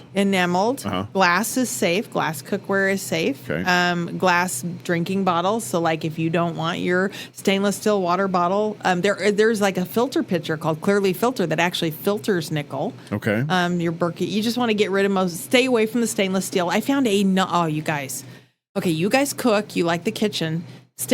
I grieved when I lost nonstick cookware, right? But they say it's super toxic, right? So we moved just to cast avoid- iron and stainless steel. I got nonstick cookware back. You want to know why? There's a cookware made by a company called Green Pan that's made of sand. It's sand-based, nonstick. It's non-toxic. It's made from sand, and it's amazing. Not made by So- DuPont. Not made So by we got to go Nice. back to when you say I lost nonstick cookware. You've never lost it. If your cast iron is sticking, you're not doing it right. I can't. My joints hurt. That stuff's heavy. Yeah. It is y'all. heavy. And it seems like, well, for me, I just haven't gone. I like cast iron. I love a good Dutch oven cobbler, but like cast iron With seems donuts hard and- to season. And hand-picked strawberries. Yeah. So like carbon steel pan's not a good idea then if you Just suffer. So shy away carbon from fiber anything. is safe. Carbon fiber, but not carbon steel. Carbon steel would not be. I don't think carbon fiber is, and they're actually doing some medical grade implants now out of carbon fiber. Okay, but I don't think you Yeah. can't cook on carbon No, fiber. you cannot It's gonna cook on burn right carbon up. fiber. Yeah, but now that's interesting. But let's get into here's one you haven't gone to, and I don't know if you've ever gone there because I haven't listened to every Whiskey Brothers episode. But wire grill brushes. Have you seen all the mess about the wire that they wire leave, grill brushes? They leave on the little part of Yeah. You're actually eating them. That's Yeah. interesting. Oh yeah. How about the SOS pad? I don't know, but the wire grill brushes, like everybody Yeah. needs to throw those away. They're leaving little wire fragments and they're getting lodged in people's intestines and like massive surgery, massive surgical and digestive complications. so just clean your grill grates off with fire. Yeah, I don't know what And- you clean it with. No, but I'm not metal. about to tell you. onion. Onions, yes. There you That's go. right. So I'm telling you, the Mexicans know about it. Unless Yeah, you're it's a allergic to thing. nickel, like onions high in nickel, but shallots aren't. Could you So clean you a grill with never a shallot? cleaned a grill grate. Dude, bro, it's amazing because it really does cleans work. it and it freaking Flavors it. So you just take a big giant onion, you cut it in half, and you get your little 2-pronged fork thing and stab it, and then use the onion as the cleaner. Heat it up, do it the exact same way. So now you're telling me, though, that onions contain nickel. Onions are high in nickel. What the hell? I know, but shallots aren't. So I wonder if you could clean the grill with a shallot. Oh my god! Is it But soil composition? I mean, they're Where It the- is, expensive. and Okay. different vegetables grown in different locations. There's a diet called the Rebellitic slow nickel diet, Okay. and they classify it by micrograms of nickel. But different vegetables grown in different places have different nickel content. So, like raspberries from Mexico may have a different nickel content than raspberries from Idaho. You're never going to get rid of That's it. true. The trick is just to, I think they say I forget what the exact. I don't follow that diet. I just kind of go more by how I feel and intuition. But I think they said if you have less than so many micrograms of nickel a day, you're fine. So like I had raspberries on vacation. I just have them once a week. Okay. And I don't have them with shellfish and all the onions and all the things. Okay, so you've said cast irons are safe. Yeah. Now we're going to go to a deep dark if you say something that we might have to shut it down. I'm gonna get kicked out. Whiskey. I have no idea. Good. That's Isn't all I that need to hear. terrible? No, that's good enough for me. I know chocolate's really high. Chocolate's super high in nickel. Unless it's like cheap chocolate, like Milk Duds, which I Soil composition grown in the I mean, it cacao, has- I So guess. is that something that we're doing? Is like because I know in America our food's way different than across the pond stuff food. Oh, yeah, let's talk about that real quick. Yeah. Sardines. Did you see the picture I sent you? Oh, the it sardines looked you left for me lovely. as a joke? What did you put on those? That literally absolutely looked like nothing. I took a dump Really? in a plate. Absolutely nothing. No, it looked great. No. It was but terrible. listen. A packet of sardines from Italy. Ingredients on the back: tomato, Yeah. salt, sardines. Yep. That's it. If that was in a fucking American tin of sardines, Oh yeah. it'd have been a paragraph of ingredients. Well, now it is in a metal tin, Right. Sherry. So Well, I think I would bet that sardines are pretty high in nickel. I was going to say I would like to ask ChatGPT about alcohol Oh and God, you're nickel gonna get content, freaking but China I can't, here immediately. can't now. really get on the internet. We're going to try that. So y'all talk amongst yourselves. No, I'm we gonna have the check. interwebs we have here. Wi-Fi finally after 5 Oh, years. I'm not of- on your Wi-Fi. It's I don't remember. I think it's Don't give it out to the world. Why? Ain't nobody coming here unless unless they know us because Nickel there's con- I think the password used to be a lot of firearms pointing at them when they pulled in that driveway, but they all got stolen from us and Oh No, no, we dropped for them in real? the lake. all yeah, of our we guns lost them. got We were on stolen a boat and dropped out in and- that gut. Yeah. Nuh-uh. Yeah, It was yeah. bad Remember? boating You're accident. joking, right? Yeah, we were out shooting fish as you do. with AR-15s. yeah. Yep. And they all just dropped off in the lake. There is no per Chat GPT. There is no naturally occurring nickel in alcohol, not a common component We're in good. alcoholic beverages. Here you have it, folks. The whiskey bros Whiskey is around the table more promoting good healthy health. for you. Yeah. Cast iron How did usage, we know this? red meat consumption this and whiskey whole consumption. this whole time we've been healthy nuts. Yep. We didn't even know it. Yes. No, we knew it. Yeah, We've known it this whiskey whole does time. not naturally contain nickel. However, hang on. I'm going to ruin your life. Always right now. a but. Yeah, there's a but. It's got alcohol. It's from fermented grains, corn, rye, or wheat. Mm-hmm. Wheat is very high in nickel. Yeah, but the alcohol probably like burns that out. If I had to guess. I'll do some more research when I come back. But for you it's to not cook for really me. a problem We'll know. So don't waste- unless you have an allergy to it or Yeah. if Exactly. you're intaking Yeah, so yeah, much. yeah. Yeah, This For is sure. this is all. If And you because have we're talking allergies. allergy instead of toxicity. Yes. So it's But it's good totally to know this different kind of deal. stuff because just like my fingers, me and Doc went down goddamn rabbit hole on these things, and Yeah, what's mean, the so- latest with those? it's kind of still what it is. Yeah. It's not as bad. Not as bad. Well, I mean, like No. whose wife can't wear cheap jewelry? Probably all of them. I think that's everybody's Doc's wife everywhere. for sure can't wear cheap jewelry, but it's not for that That's reason. no freaking joke. It's not for that I reason. think though. that's every wife everywhere. Yeah, I right? was gonna say, I think that's all of our everybody's wife. No, for real. Like when we reconvene, I'd like to know like the real life experiences because you go out and start talking to people about this, and it's like, oh yeah, So yeah. my youngest kid, we had to yank her earrings out because she had the whole problem, and it was probably a little bit because Blakely's like insane crazy. I mean, she's nuts. I'm surprised she's not running out here right now. But So there's no telling. But we've had to do that. But she gets extreme skin crazy, but I don't know if it's anything medical because she don't really wear watches or none of that jazz. But well, if you took the earrings out, did it solve it? Well, so her ears just got infected from the crazy thing stuck in her ears, but it also could have been because it was a $25 pair of earrings from Claire. Yeah, but I think doesn't matter. Here, Doesn't matter, and that will forever should be on her medical records. Forever. Right. Yeah. I think the theme here is if she ever has to have surgery, and they're going to put hardware in there, PVC. But then you have to get into the whole informed consent. You have to know they're going to put hardware. So it has to, and the hospitals and medical facilities and doctors' offices, don't screen for metal allergies. Nobody asks about it. Okay. That's the thing. So what is the best way for a patient to uncover potential hidden metals within the body? Well, the metal LTT blood allergy test, if they've had a history of a reaction. From Quest. From jewelry, no, there's only two companies that do it. One's Melisa.org over in Germany, and one is Orthopedic Analysis in Chicago. And doctors don't even know where to get the test. So again, the hope is that my podcast is going to continue to be viral and literally change the medical narrative. We have a petition out there to implement screening in surgery centers, hospitals, and doctors' offices worldwide.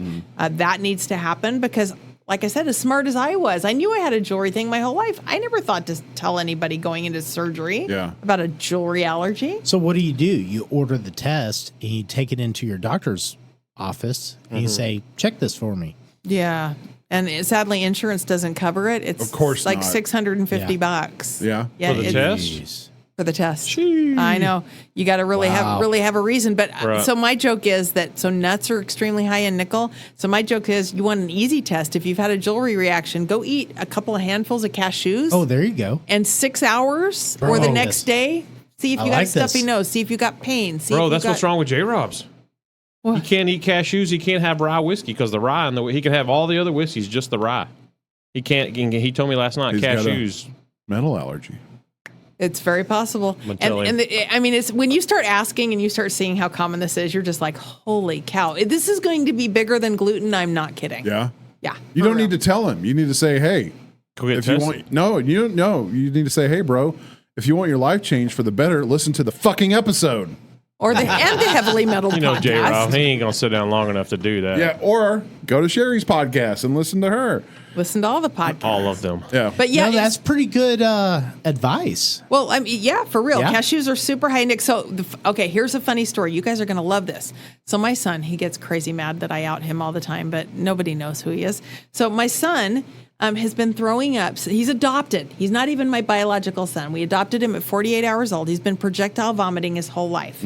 We knew he was allergic to soy, but he didn't always test allergic to soy, which I have a theory on that. But anyway, he's going to be 21 now. 60% of the time he eats, he throws up or did. I go out to dinner with a surgeon, a foot and ankle surgeon who lectures surgeons worldwide on metal allergies. And we're in the same place up in Washington State, and we know friends of friends. And I sit down and I said, what's the food that lights you up the most? He said, soy. He said, I can tell when I eat soy within seconds if I'm going to react to it. And the only person that's ever said that in my entire life is my son. It's literally seconds at a restaurant. He can take one bite and he knows immediately. And I said, I came home and I told my son, because he's away at college, I came home and said, take all this nickel-containing food out of your diet. Now, he watched me go through all the stuff. He thinks mom's cuckoo for Cocoa Puffs most of the time, right? Most of the kids do. Anyway, he said, next phone call, because we talk about once a week, Mom, I took the lettuce out of my Chipotle burrito and I didn't throw up. Okay, now this gets better. So he said, but I can still eat cashews. I said, well, next time you eat cashews, tell me what happens 6 hours or the next day.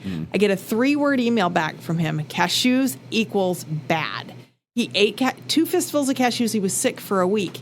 He's taken all the nickel out of his diet. He no longer throws up. Lifetime of throwing up. The reason I hypothesize that not every soy test came back is soy's grown in different places. So some soy had a higher nickel content, some didn't, but soy is super high in nickel. But here's the crazy thing.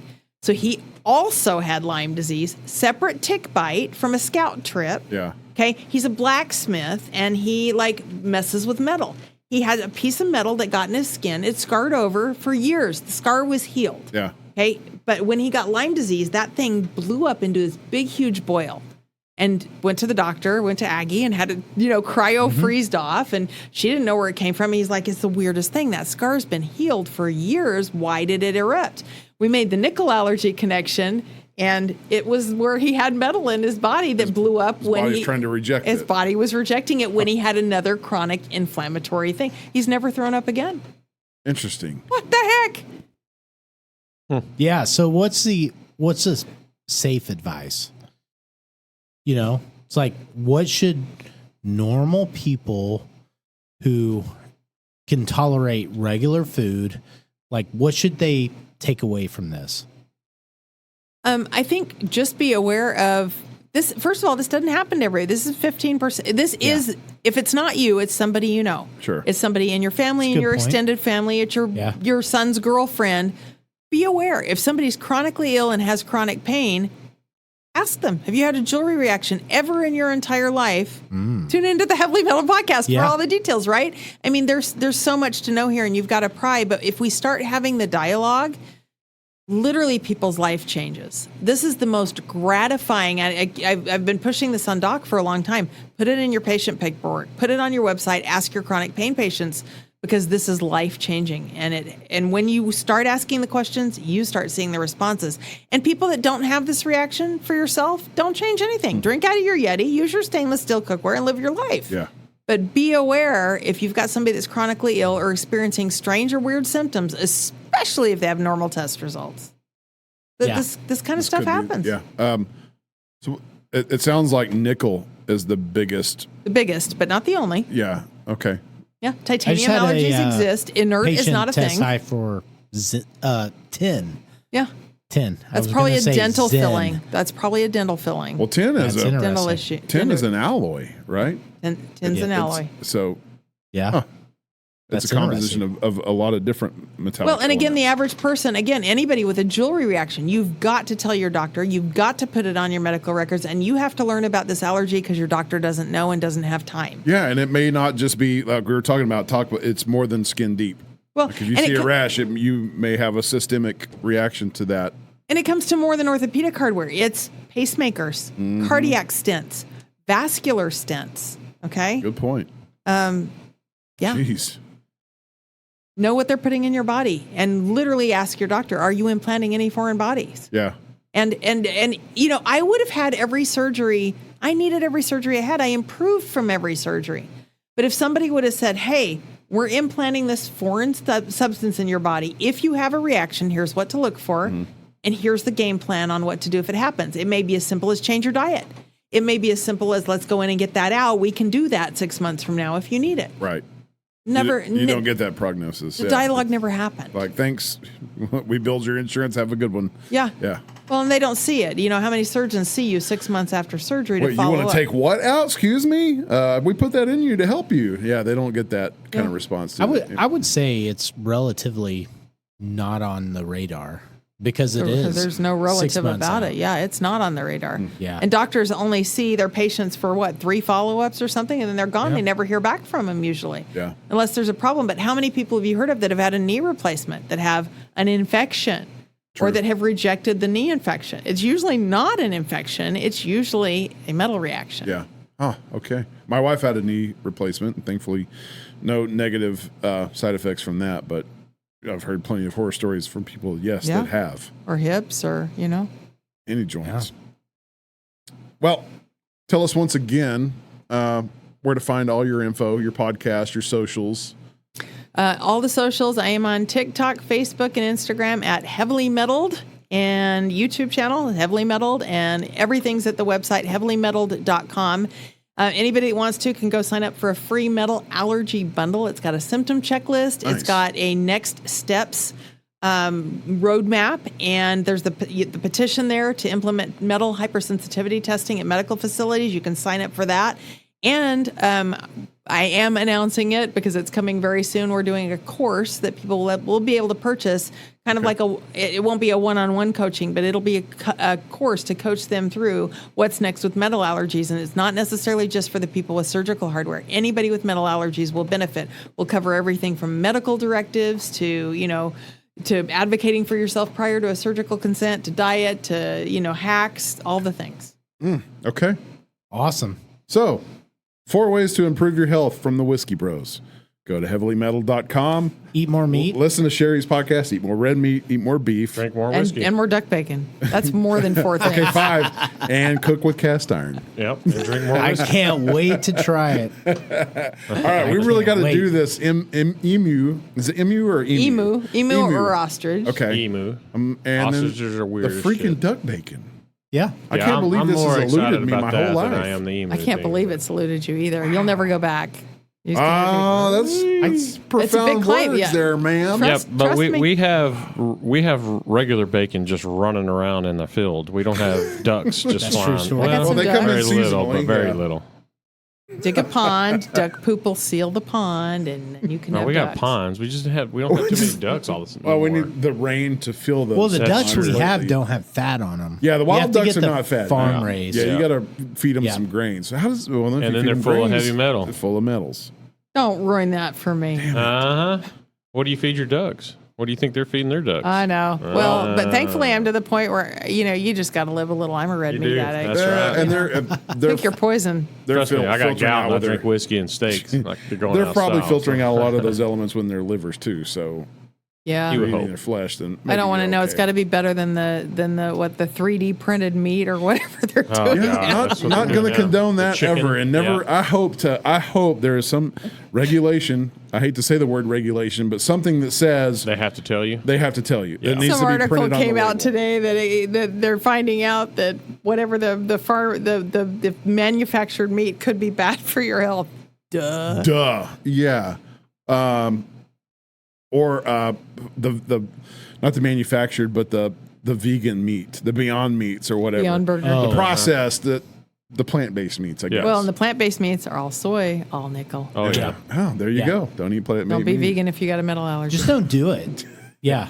Don't even think about So it. if you do have a bunch of metal crap, is there a way to is there a detox out there that you can? It is the Italian nickel detox diet. What is that? It's a detox diet where you eat less nickel. Interesting. So when I hear Italian, I'm automatically thinking of noodles, They're pasta. yeah, white bread, white pasta. It's not a weight loss Oh, diet. no, it's not. But But they're really good about testing for nickel allergies in cosmetics and diet and all the things in Europe. Yeah, Europe's way ahead of us, as usual. of course, jeez, yeah, as a testament to sardine cans But let's too. please not give the pandemic authority over the U.S. to the World Health Organization. You know that bill's before Congress, and that's another episode. That could be very Klaus Schwab, what a great man. Not. I'm gonna go buy a tin of American sardines See what the and see what's on. Let's the do it, on and the we'll eat 'em. ingredients. Yeah. I mean, Will y'all? Y'all will. Yes. I will. Will you? I won't. No, God no. Well, yeah. If they're No, thank they're you. high in metals, then no. But I'm just curious on I won't the eat them ingredients. if they were clean of metals. Thanks. Why?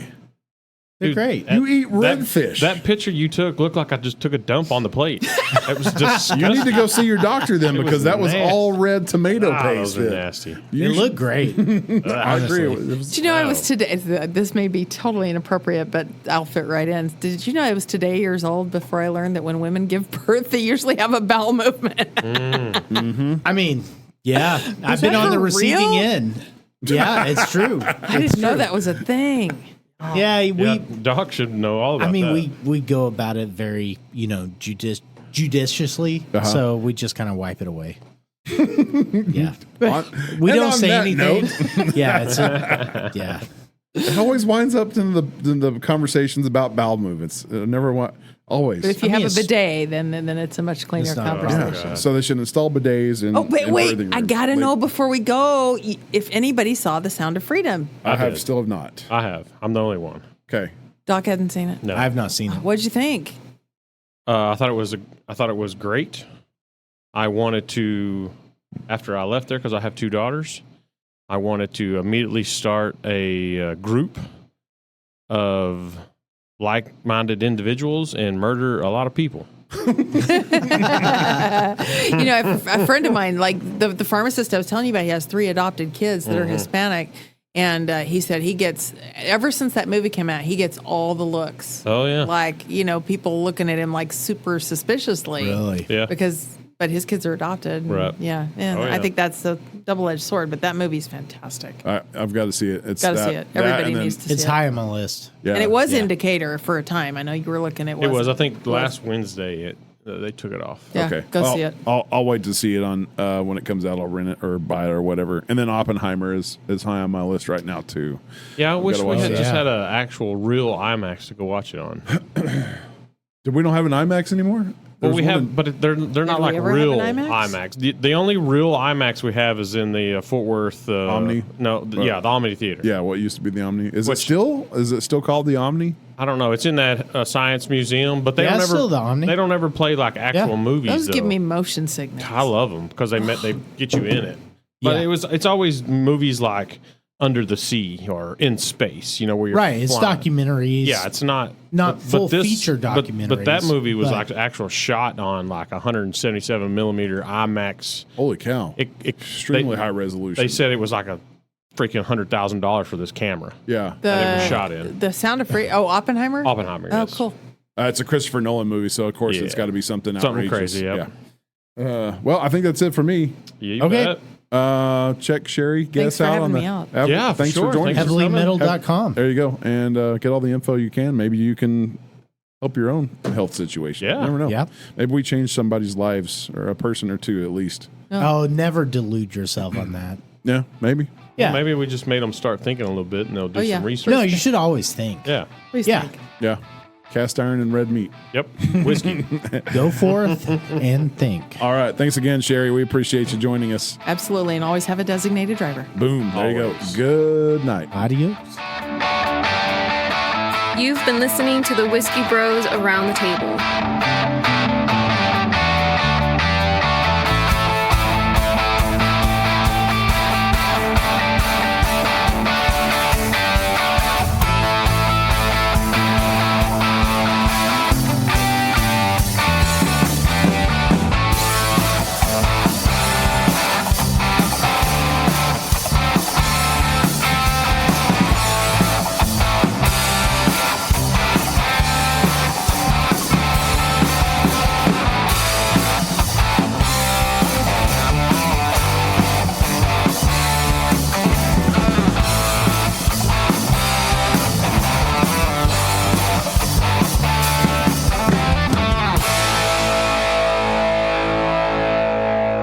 Gracias por convivir con los hermanos Whiskey.